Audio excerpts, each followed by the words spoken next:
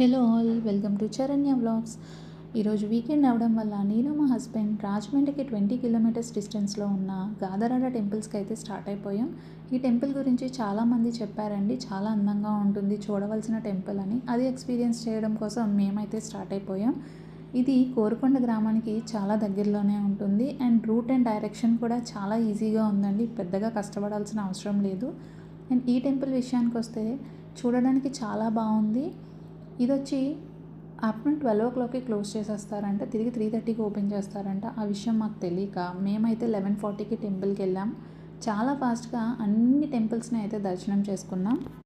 ఇక్కడ నిత్య అన్నదానం కూడా జరుగుతుంది. మొత్తం 54 దేవతా విగ్రహాలు అయితే ఉన్నాయండి.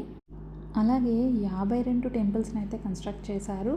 ఇక్కడ నిత్య అన్నదానం కూడా జరుగుతుంది. ఈరోజు ఈ టెంపుల్లో ఒక కొత్త విషయాన్ని అయితే తెలుసుకున్నాను.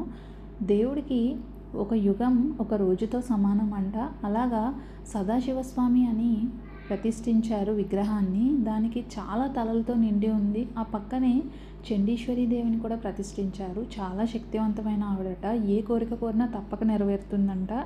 మేమైతే టెంపుల్స్ని దర్శనం చేసుకొని హ్యాపీగా ఇంటికి రిటర్న్ అవుతున్నాం. మీరు కూడా విజిట్ చేయండి.